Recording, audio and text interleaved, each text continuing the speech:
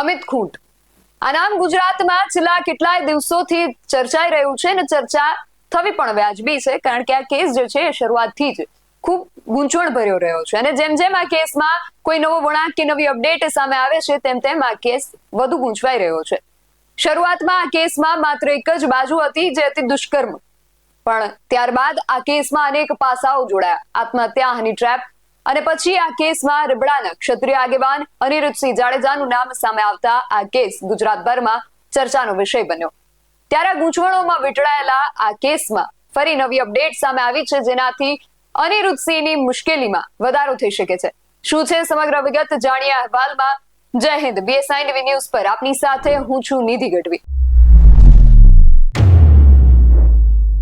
છેલ્લા કેટલાય મહિનાથી ગુજરાતમાં ચર્ચાઈ રહેલા અમિત ખૂંટ કેસમાં હવે નવા સમાચાર સામે આવ્યા છે.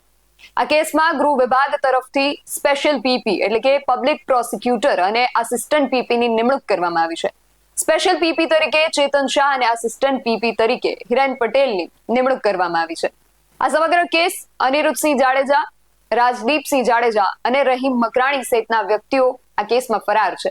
હાલમાં જ સેશન્સ કોર્ટ દ્વારા અનિરુદ્ધસિંહ જાડેજાની આગોતરા જામીન અરજી પણ રદ કરવામાં આવી હતી અને એ પણ નોંધનીય છે કે ગોંડલના ધારાસભ્ય ગીતાબા જાડેજાએ અમિત ખૂંટ પરિવારને સ્પેશિયલ પીપી ફાળવવા માટે રાજ્ય સરકારમાં રજૂઆત કરી હતી.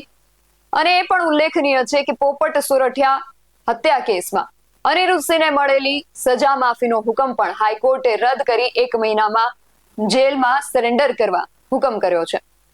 ગોંડલની સેશન કોર્ટે રીબડાના અનિરુદ્ધસિંહ જાડેજાની આગોતરા જામીન અરજી નામંજૂર કરી છે. આ પહેલા કોર્ટે તેમના પુત્ર રાજદીપસિંહ જાડેજાની આગોતરા જામીન જે અરજી હતી એને પણ ફગાવી દીધી હતી અને અમિત ખૂંટ આત્મહત્યા કેસમાં અનિરુદ્ધસિંહ અને રાજદીપસિંહ જાડેજા સામે આત્મહત્યા માટે દુષ્પ્રેરણાનો ગુનો જે છે એ નોંધાયો હતો અને હાલ આ ગુના બાદ આ બંને ફરાર છે.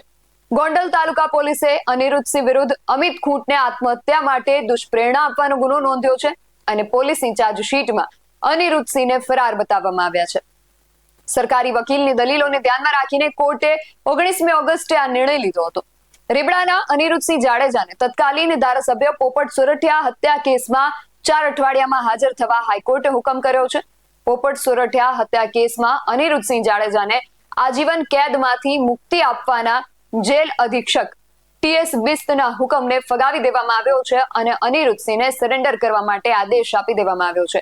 અને આ ઉપરાંત દરરોજ હાજરી પુરાવાનો અને પાસપોર્ટ જમા કરાવવાનો પણ આદેશ કરવામાં આવ્યો છે. અનિરુદ્ધસિંહ જાડેજા અને તેના પુત્ર રાજદીપસિંહ જાડેજાને હાલ પોલીસ અમિત ખૂંટ આત્મહત્યા કેસમાં પણ શોધી રહી છે.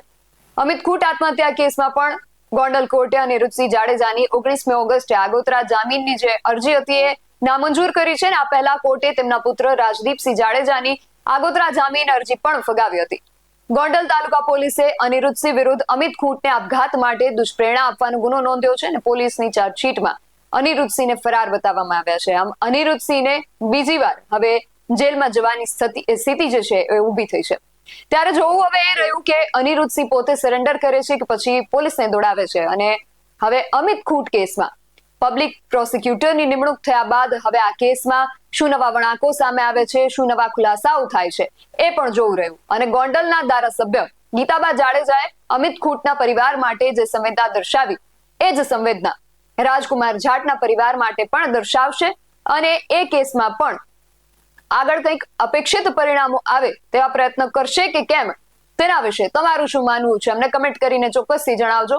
આવા જ વધુ અહેવાલો સાથે મળતા રહીશું. તમે મારી YouTube ચેનલને સબસ્ક્રાઇબ કરવાનું અને અમને Facebook અને Instagram પર ફોલો કરવાનું ભૂલશો નહીં. બાકી અવનવી અપડેટ્સ માટે આપ જોતા રહો BSI TV ન્યૂઝ. નમસ્કાર.